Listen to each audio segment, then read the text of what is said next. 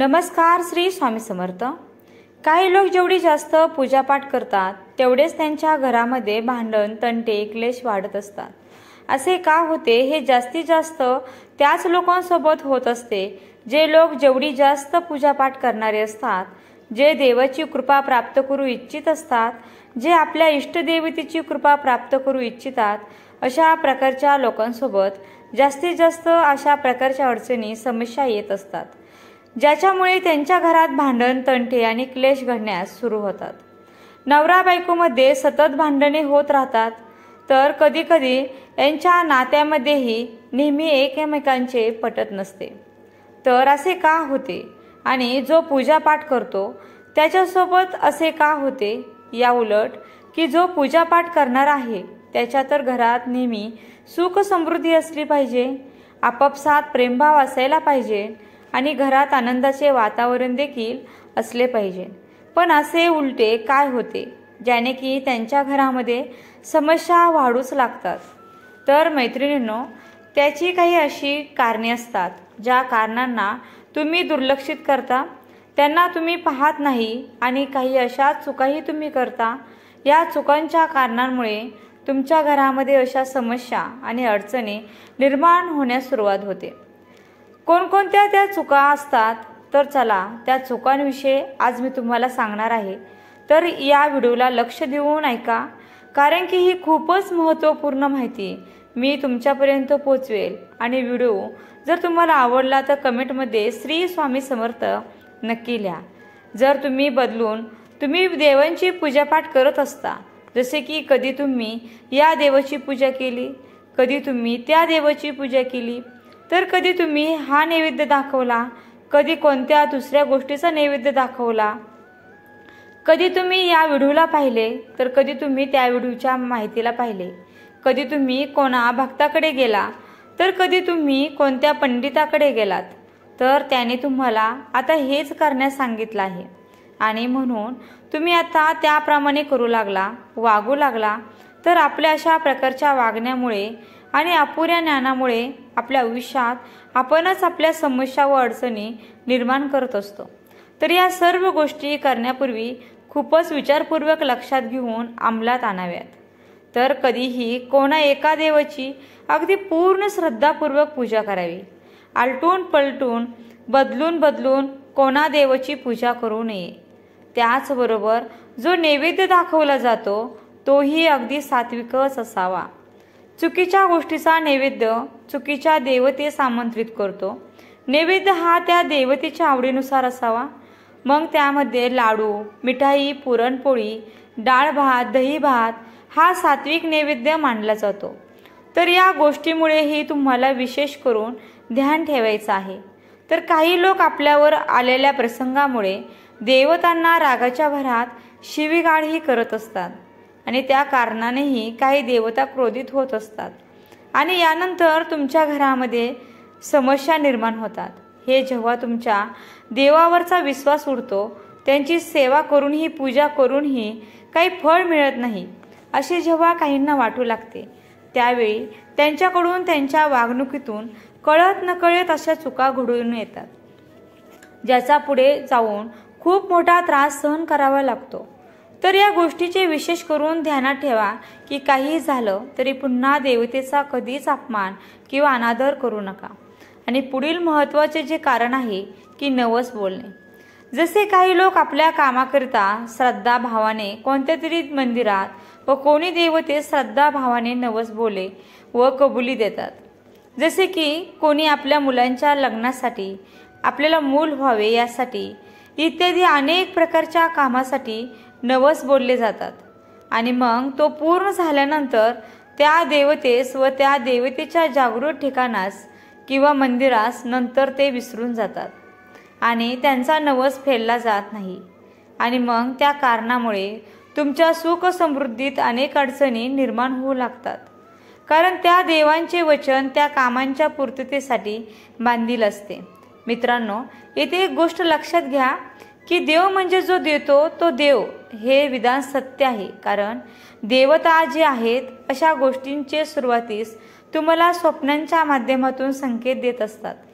तरी पण आपण समजत नसतो आणि त्यानंतर ते आपल्या बुद्धीशी विचलित करतात.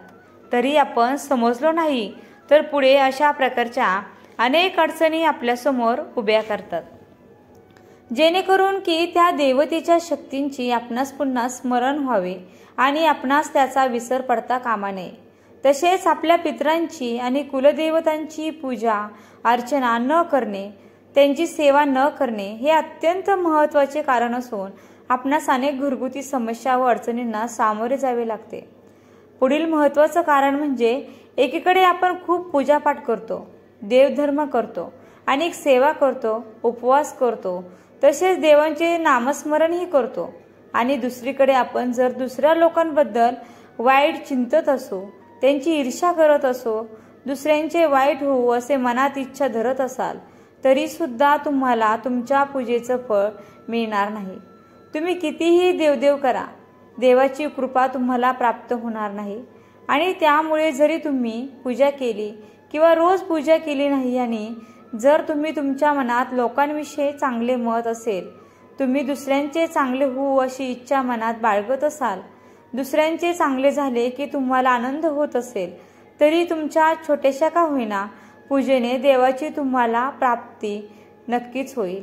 आणि त्यामुळे तुम्ही कितीही देवदेव करा, कितीही पूजापाठ करा, जर तुमचे मन स्वच्छ नसेल तरी तुम्हाला तुमच्या पूजेचं फळ मिळणार नाही. तुम्ही जर तुमच्या घरात येणाऱ्या व्यक्तीचा आदर करत नसाल तरी सुद्धा तुमच्यावर देवाची कृपा होणार नाही. तुमच्या घरात येणारा प्रत्येक व्यक्ती हा तुमच्या घरातील पाणी पिल्याशिवाय तरी जाऊन देऊ नका. आणि त्यामुळे त्याच्या मनात जे तुमच्याविषयी भावना तयार होते, ज्या सकारात्मक भावना असतात, त्याचा जो आशीर्वाद असतो तो आपल्याला मिळतो आणि आपल्यावर देवाची कृपा होते. तुम्ही जर तुमच्या घरात येणाऱ्या व्यक्तीचा अपमान करत असाल तर त्यांच्या मनातील ज्या नकारात्मक भावना असतात त्या आपल्यापर्यंत पोहोचतात आणि मग तुम्ही कितीही देवदेव करा, कितीही पूजापाठ करा, तुम्हाला पूजेचे फळ हे मिळणार नाही. पूजेचे कारण म्हणजे जर तुम्ही खूप देवपूजा करत असाल, पूजापाठ करता, उपासना करता देवाची, आणि जर तुम्ही तुमच्या घरात अस्वच्छता ठेवत असाल तरी सुद्धा तुम्हाला देवाची कृपा प्राप्त होणार नाही. लक्ष्मी तुमच्या घरात प्रवेश करणार नाही. काही लोकांच्या घराबाहेर चपलांचा ढीग असतो आणि चपला या दरिद्रीचं प्रतीक आहेत. आपल्या घरातील चपला या कायम व्यवस्थितच ठेवल्या पाहिजेत आणि त्या घराच्या समोर कधीही कशाही अवस्थेत नाही ठेवल्या पाहिजेत. यामुळे सुद्धा लक्ष्मी घरात प्रवेश करत नाही आणि आपल्याला देवाची कृपा प्राप्त होत नाही. तुम्ही कितीही पूजापाठ केला आणि तुम्ही या बारीक सारीक गोष्टींकडे जर लक्ष दिले नाही तरी तुम्हाला तुमच्या पूजेचं फळ हे मिळत नाही. कारण अस्वच्छता असते तिथे अलक्ष्मीचा वास असतो आणि ज्या घरात स्वच्छता असते तिथे लक्ष्मीचा वास असतो. आणि म्हणूनच तुम्ही या गोष्टींकडे लक्ष दिले पाहिजे. तसेच ज्या घरात अन्नपूर्णा मातेचा सन्मान केला जातो त्या घरात लक्ष्मी मातेचा वास हा कायम राहतो. बऱ्याच घरामध्ये शिळे अन्न आहे ते कचऱ्यामध्ये टाकले जाते आणि त्यामुळे अन्नपूर्णा मातेचा अपमान होतो आणि अन्नपूर्णा मातेचा अपमान झाला तर लक्ष्मीचाही अपमान होतो आणि अशा घरात लक्ष्मी प्रवेश करत नाही. आणि त्यामुळे आपल्या घरात अन्न वाया जाणार नाही याची काळजी घ्या.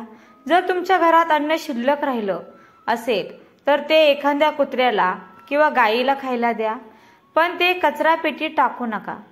ज्या घरात अन्नपूर्णा मातेचा सन्मान केला जातो त्या घरात लक्ष्मी ही आपोआपच प्रवेश करते. मग तुम्ही कितीही पूजा करा, उपासना करा आणि जर तुम्ही तुमच्या घरात अन्न वाया घालवत असाल तरी सुद्धा तुम्हाला तुमच्या पूजेचे, तुमच्या उपासनेचे फळ मिळणार नाही. तसेच तुम्ही कधी या पंडिताकडे जा, त्या भक्ताकडे जा आणि कोणी काही सल्ला दिला, तुम्हाला कोणी कोणती सामग्री दिली असेल, तुम्हाला कोणी पंडित व भक्ताने आपला हात तुमच्या डोक्यावर ठेवला तर अशाने काय होते की एक तर जेवढे आपण गोष्टी तुम्हाला तेथून प्राप्त होत असतात त्या सर्व अभिमंत्रित असतात आणि त्या गोष्टी, त्या वस्तू तुमची मदत आवश्यक करतात. पण जेव्हा तुम्ही असा विचार करता की आजपर्यंत एवढे दिवस झाले, एवढा काळ गेला तरीही या गोष्टीमुळे माझ्या जीवनात त्याचा प्रभाव काहीच दिसत नाहीये, मला ती कृपा प्राप्त होत नाहीये.